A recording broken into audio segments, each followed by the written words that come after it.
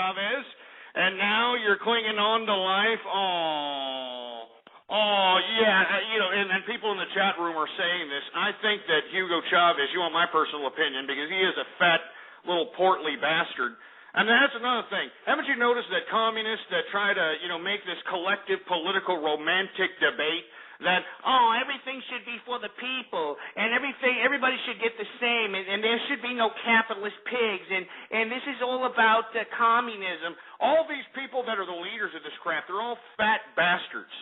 How can you be a leftist, supposed for the people, collectivist ideology when you're a fat, bloated bastard? I mean, doesn't that go against the whole idea of being, a leftist for the people?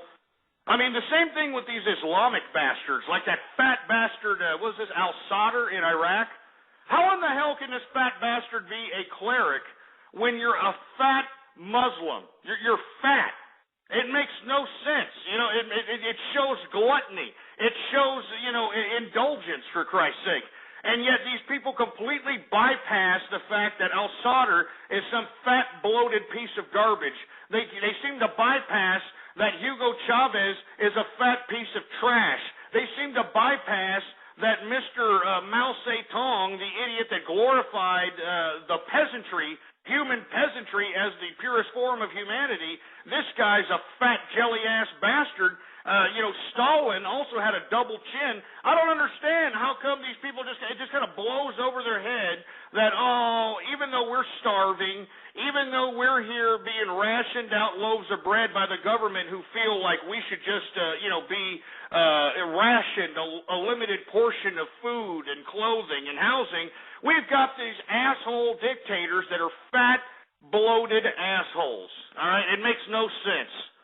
No sense whatsoever. But hey, that's leftism for you. That's communism, huh? Hypocrisy, the ultimate hypocrisy in communism.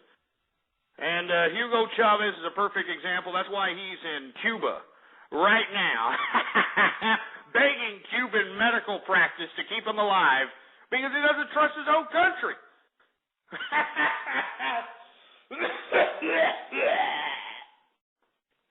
I mean, it makes me want to puke. He can't even trust his own country, for Christ's sake. Give me a drink. Give me a goddamn drink.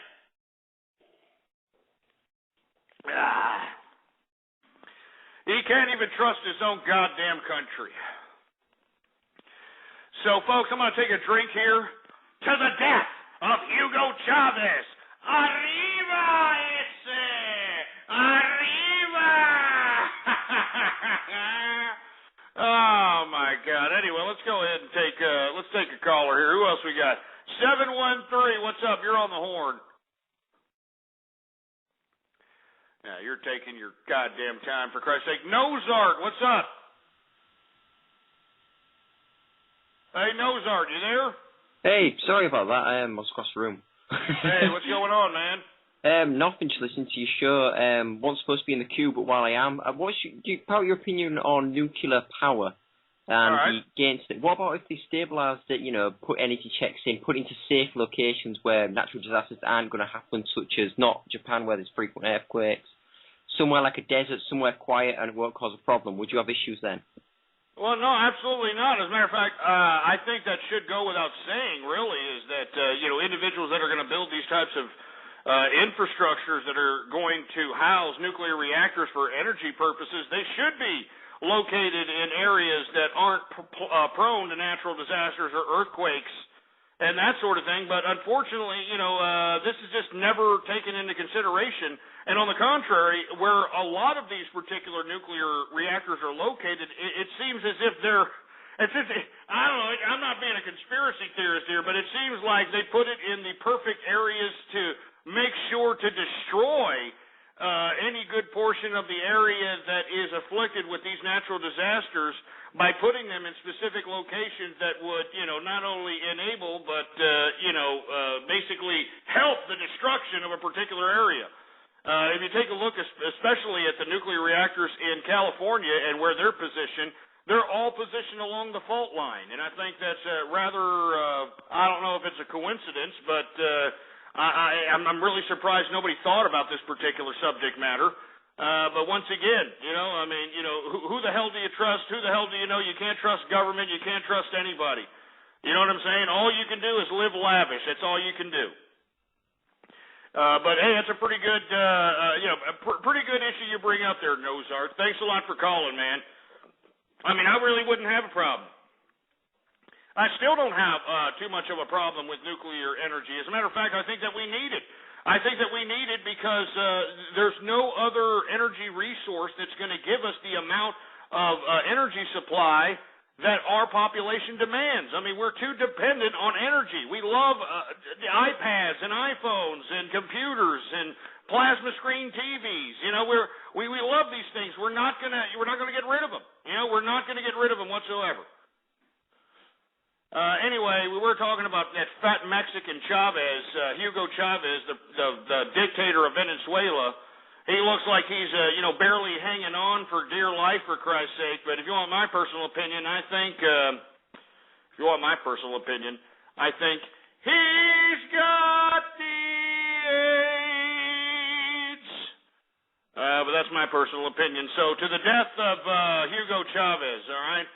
Who else we got going on? Oh, yeah, that's right. A recent report says that the Iraq and Afghanistan wars have cost America $4 trillion. When we got all these dumbasses in Washington talking about, hey, we're going to cut spending. Hey, we need to raise taxes. Hey, we need to cut spending. Hey, we need to raise taxes. Hey, assholes. $4 trillion of American taxpaying money has been blown, not to mention countless of American lives have been dedicated to these particular military theaters. And we're just supposed to eat this crap? We're supposed to just eat it? I mean, the youth of America are just supposed to pay it off like, oh, it was just one of those wars that we just had to get into, that's all there's to it. I mean, give me a break. I mean, let me tell you, Obama, and this is why I went into this big tirade about him tapping into the strategic petroleum oil reserves that are meant for a rainy day for America. This is why I'm so critical of this, because it's really easy to bring down the cost of oil if Obama wanted to actually do it. And how do you do it? Well, since you're the president of the United States, and you've invested at least $2 trillion into the military theater in Iraq, why don't you force this Iraqi parliament that we put into power, why don't you force them to give us oil that they're pumping out of the ground right now and selling on the world market and giving themselves a country surplus? That's right, they got a surplus. They don't have a deficit like us. They got a goddamn surplus. Why don't you tell them to give us oil pro bono? We'll knock it off their tab until they finally pay back the amount of debt that was incurred for us liberating their ass. I don't understand how this is such a hard proposition for any of these soulless cash whores in Washington to fathom in their simplistic minds. I mean, it's very simple. I mean, even the English just recently paid us in, 2003, 2004? They recently just finished paying us the debt that they incurred with us during World War II. I mean, what do we expect as American people? We're supposed to just, eat the tab? We're supposed to eat the losses for Iraq and Afghanistan? Hell no, man. Hell no. We got goddamn oil resources in Iraq. And why we, as the American people, aren't forcing this American government to get this Iraqi parliament to give us oil pro bono makes no sense. It makes no sense whatsoever. But, what does Obama do? He's like, we're going to cut and run from Iraq. We're cutting and running. That's what we're doing. We're cutting and running. And we're going to eat all the costs, all the American lives. I mean, you do know that there are American lives that were lost. There are American casualties that were lost here in Iraq, for Christ's sake. All right, on top of, trillions of dollars. And I can't believe that you people, can't fathom that in your simplistic minds. You can't realize that, hey, what's unfortunate is that this government, the government that we elected, the government that was made for the people and by the people, they're telling us that we have to eat this $4 trillion debt. We've got to eat it. Even though this goddamn bureaucratic government system sent our young people out to war. Even though they obligated us for these military theaters of combat, for Christ's sake. Now they're telling us that we got to sit here and just eat the $4 trillion? Screw you. You understand what I'm saying? Screw that. You understand what I'm saying? I mean, Jesus Christ, I've been telling you young people this for a long period of time, for Christ's sake. I mean, are you hearing me? I mean, this goddamn, Jesus Christ, is this goddamn thing on? I mean, open your mind, for Christ's sake. Open your mind, young people. You've been sold out. You've been bamboozled. I mean, open your mind, for Christ's sake. I mean, I can't believe that you people are just going to accept the amount of basic anal raping that the government is giving us as the American people, especially the capitalists. But this government is giving us an anal raping with no Vaseline, and all you people can do is say, yes, sir, can I have another? Yes, sir, can I have another? All right? I mean, open your mind, you stupid assholes. Government is not the answer. All right? And all you idiots that are against capitalism, the reason that you're against capitalism is because you're losers. You don't want to make any kind of initiative. You don't want to be productive. You want to be just completely in your own utopia of mediocrity, and you don't want anybody to bother you. That's why you don't like capitalism. All right? But capitalism gives everyone, no matter what class strata you're born in, no matter what culture you happen to be, no matter what gender you are, capitalism gives you the opportunity to grab your destiny and guide it with your own hands, how you see fit, not some government telling you what you can and can't do, what you can and can't have. Capitalism provides the mechanisms for you to control your own destiny. All right? And if you, as some complacent, mediocre piece of wasted human flesh, if you don't want to take the controls of your own life and be a capitalist and be successful, well, don't piss and moan, you stupid piece of crap. Don't piss and moan, because I'm speaking for the capitalist. I'm speaking for the capitalist throughout the world. We're the ones who are producing products. We're the ones who are inspiring innovation. We're the ones who are inspiring creativity, for Christ's sake. We're the ones with the balls. Don't you understand that? We're the ones with the balls. We're the ones who take the risks when it comes to investment. We're the ones that take the risks when it comes to actual physical material investment. All right? I mean, do you understand? I'm speaking for all the capitalists that are out there that want to get what they put in and get what they deserve. I'm talking about all the capitalists that are sick of these entitlement, mooching-ass pieces of trash that want to make no contribution and be mediocre waste of human life. I'm talking about the capitalists. I'm talking to the youth throughout the world. Open your mind, you dumbass cracks. Government is not the answer.